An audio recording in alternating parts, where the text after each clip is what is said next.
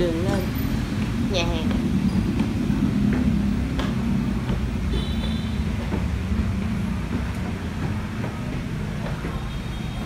Combo chụp hình.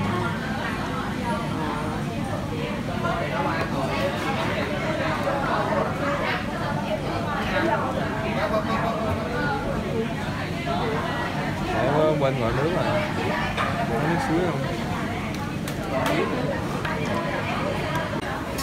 Sốt đây nè. Đây là cái loại sốt không? Sốt này là sốt Sốt CKK. Nghĩ là chấm cái gì? Bên này thật ra cũng chỉ có một loại này thôi à. Cái sốt đó là sốt gì đó? Cũng vậy luôn, cũng CKK.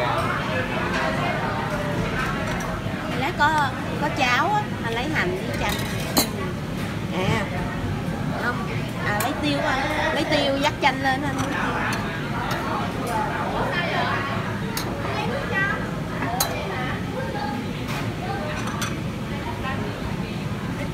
Quán này đông lắm á các bạn, mình ăn mình phải đặt bàn trước á. Nếu mình không đặt bàn á thì chắc là tới không có bàn để ăn đâu. Có vẻ như là vì ăn hấp thì nó sẽ có sức khỏe hơn là ăn chiên xào nướng, do đó người ta bắt đầu ưa chuộng cái gì ăn.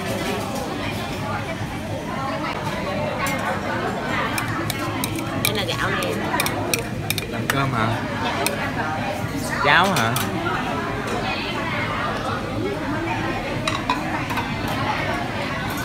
Đây là cách ta nấu cháo này nè. Hấp cái hình cháo. Nó biểu linh tinh. Tủi ra bây giờ. Cái con này nãy mình gọi là con gì quá? Sọ tổ.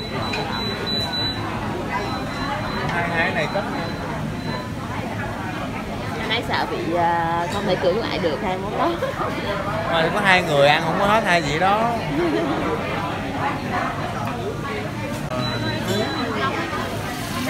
Wow.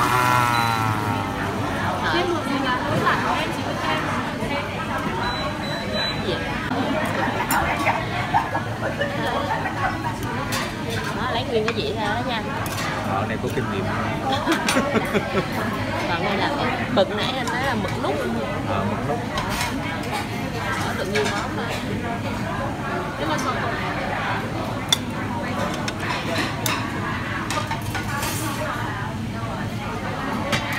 Này là hấp tiếp. Lần này là 4 phút. Ăn cái này đi anh.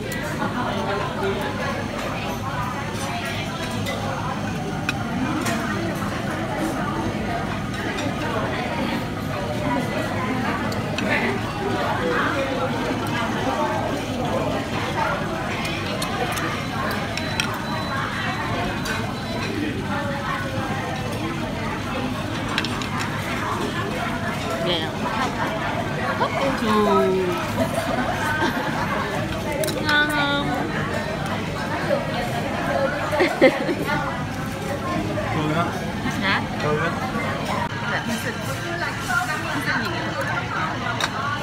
Đây. Chọc mè nhớ. Thì đổ luôn. Chấm này còn chấm này.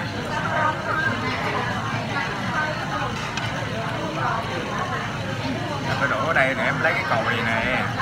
Ăn gì? Ra chấp.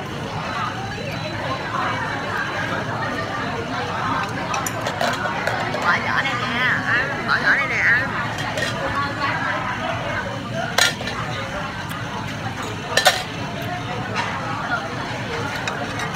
Rất là tươi. Rất là mập nè. Đó. Thật là tươi đó các bạn. Không có miếng hút luôn. Nhìn ảo quá. Ảo chịu á, ảo chịu video clip này quá. Chín chưa anh? Chín rồi, chưa chín chín rồi. đâu. Một xíu nữa đi. Em nữa hả? Hấp mà. Em thấy con mực này nó cũng chưa chín Bò đâu. cắm.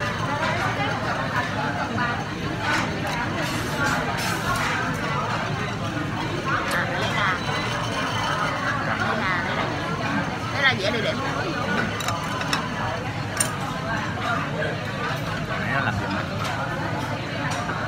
ta làm một lần thôi, có kinh nghiệm thôi. Hồi đó gặp bạn ăn không? Chưa có gặp bạn. Trong ngoài đều có, trong ngoài. Ăn con này đi anh. Mực nút. Mực nút. Lộn mất cái rau.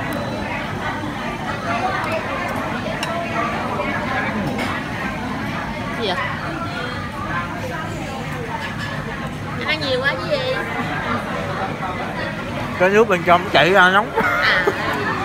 Cái dần nước bên trong trắng nó mới ra. Mà nóng lắm mà.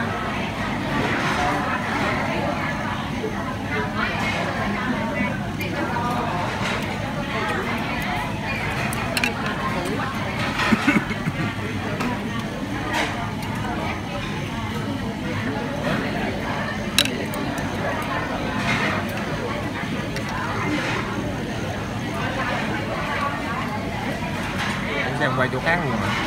Đâu quay được em đâu.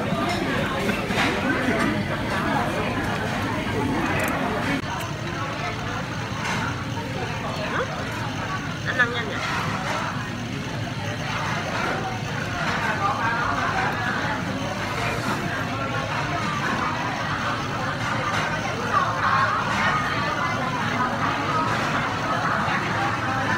Muối hả?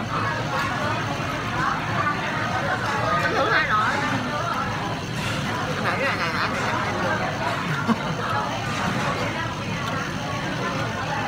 Đâu vậy? Lấy gì khác đi.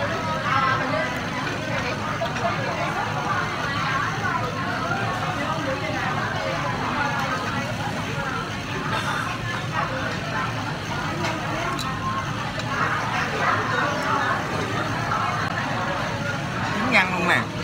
Ghê quá. Mực tươi.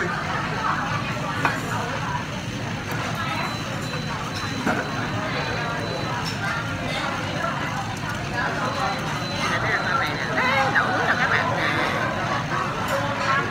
Đây là sò tổ. Nước ngọt á. Đúng là hấp thì sẽ giữ lại được cái vị ngọt của con thòn. Em nghĩ là ở nhà mình nên mua cái lò hấp. Này có ở dưới đây em, không được mua đâu. Cái này chị ba cũng có mà. Nhưng mà nồi hấp là bự.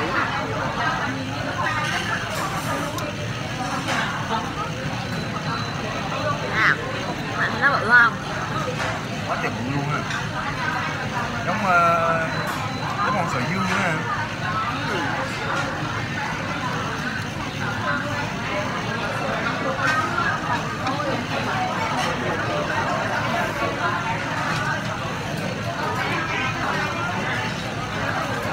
Hôm nay chồng mình trả tiền đó mình sẽ gọi thật là nhiều. Còn có tép. Hả? Còn có tép. Thì đúng rồi.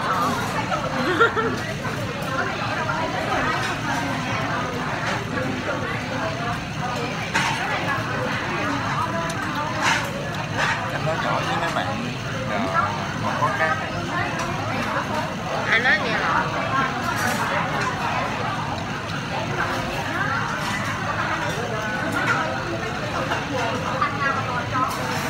Này cho anh con bự hơn nè.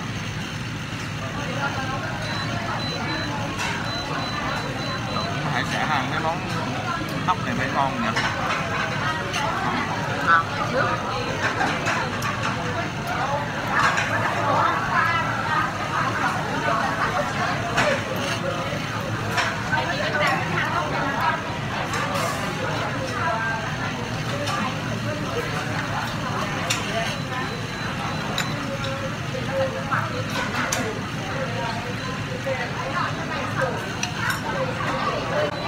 Đây, giờ tôi chọn món mới.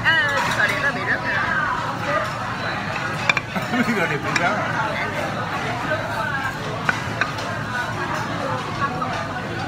Để mình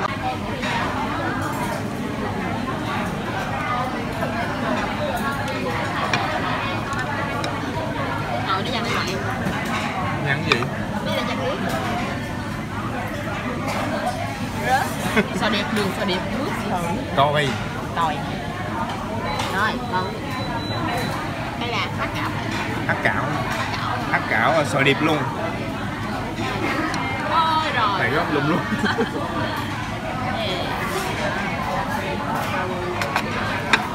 Thầy lấy ra cho mình luôn nha. Đây, chính này nè các bạn. Bây giờ nước là nhiều không? Đây gọi là em nói lấy hành lá đó.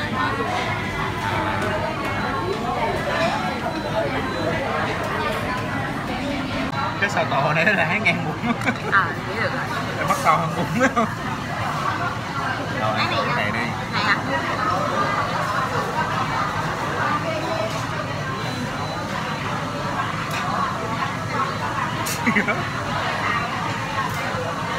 Ớt nè không? Nó ớt hả? Mày đặt rồi. Mày đặt.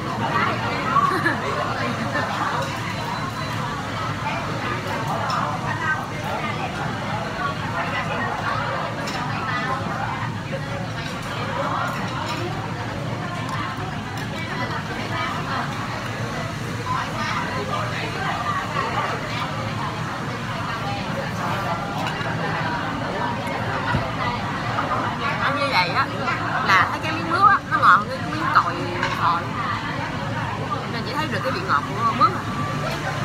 Đúng không? Mà không phân biệt được đâu là không, đâu là còi hả? Tại vì cái mướp á nó ngọt hơn. Mà nước của đâu là của còi. Của rau.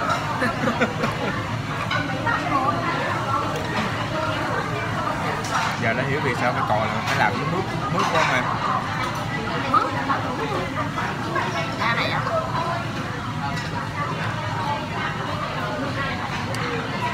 Đó không phải ớt đâu em, là kẻ thảo á.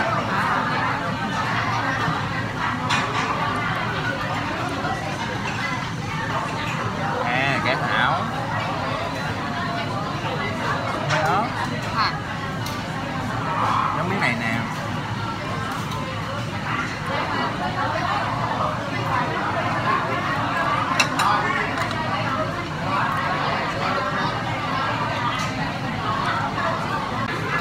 Để mình cho khán giả có thấy.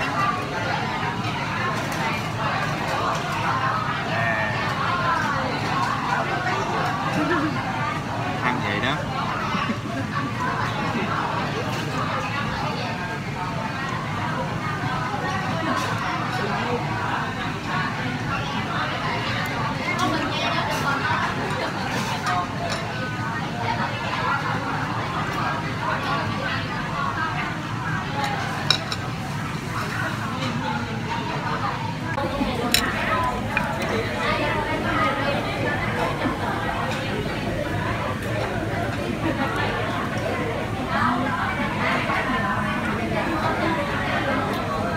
Ôm nè, biết đâu.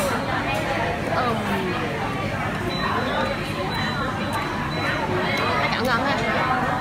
Không hấp nó hàng là ở ngoài nó nguội rồi nhưng mà bên trong nó vẫn nóng. Cho nên dễ bị cỏng nhỏ.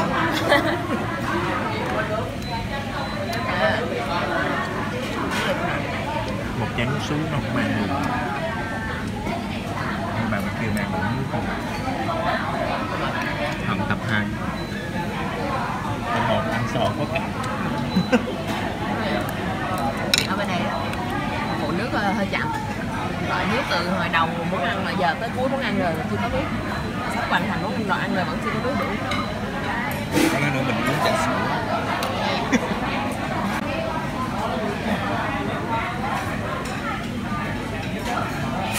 Còn đây đâu có công cha hay gì đâu mà em.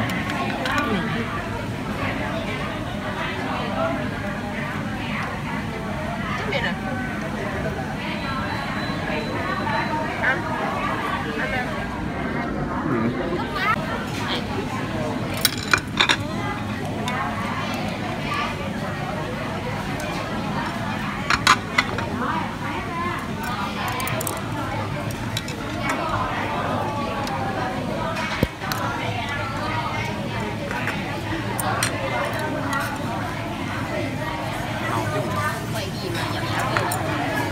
Trộn lắm, dạo dạo.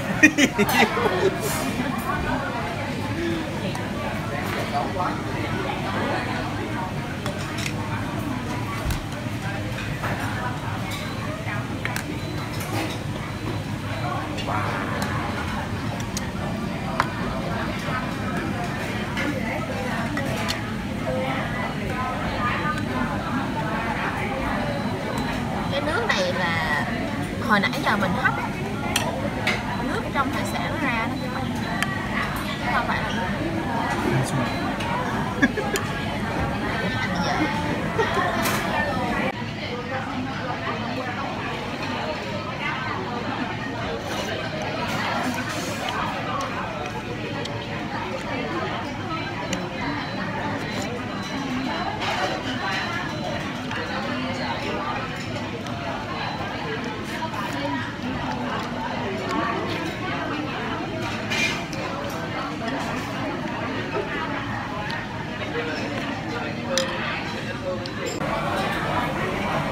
Ngon quá. Mà xin miếng nước không cho luôn, cho được có cái ly đá rồi. Không biết tỏ tình gì nữa, ăn lần đầu tiên ở đây. Mà ngọn cái là mấy món ngon thì bà xã mà không có bắt mình ăn nhiều. Cái món cuối cùng bà bắt mình ăn nhiều.